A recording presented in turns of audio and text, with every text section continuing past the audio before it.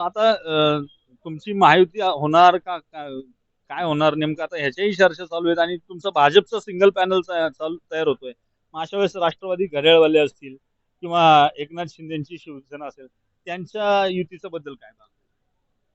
भारतीय जनता पार्टीचे जे आमचे प्रदेशाचे नेते आहेत किंवा मुख्यमंत्री साहेब आहेत, जे वरिष्ठ सर्व पातळीवरचे नेते ते याबाबत निर्णय घेतील. महायुतीच्या बाबतीमध्ये हा स्थानिक पातळीवरचा निर्णय असून हा प्रदेश पातळीवरती घेण्यात येणारा निर्णय आहे. त्यामुळे त्याच्यावरती आम्ही काही सांगू शकत नाही. जो पक्ष जो निर्णय घेईल तो आम्हाला मान्य असेल. त्यांनी महायुती सांगितलं तरी आमची तयारी आणि पक्ष संघटनेला जर सर्व कार्यकर्त्यांना न्याय द्यायचा असेल आणि स्वतः जर पक्ष स्वतःच्या ताकदीवर लढत असेल तरी काय हरकत नाही. परंतु हा निर्णय सगळा वरिष्ठ पातळीवरती होणारा निर्णय आहे.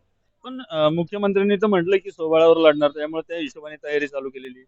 हा तयारी सर्व पक्षांचीच तयारी वैयक्तिक पातळीवरती चालू असते आणि आज भारतीय जनता पार्टी देखील करत आहे आणि फक्त भारतीय जनता पार्टीच नाही तर सर्वच राष्ट्रीय पक्षांची त्या ठिकाणी स्वबळावरची तयारी चालू आहे. तो निर्णय शेवटी होणार आहे की महायुती करायची का नाही ते.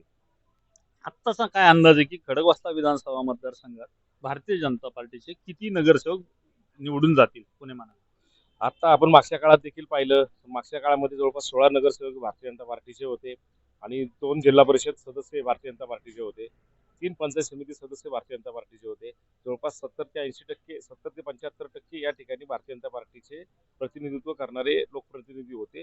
भविष्यात देखील ही संख्या वाढण्याची पर्सेंटेज वाढणार आहे.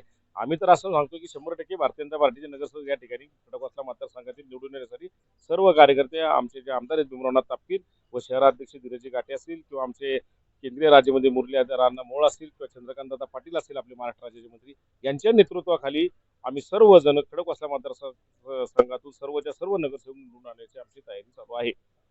मात्र तरीही त्यांनी 100% सर्व जागा निवडून येतील अशी खात्री व्यक्त केलेली आहे आणि त्या तसं चित्रही दिसतंय. मात्र प्रत्यक्ष निवडणुकांमध्ये काय होतंय हे पाहणं औत्सुक्याचं ठरणार आहे.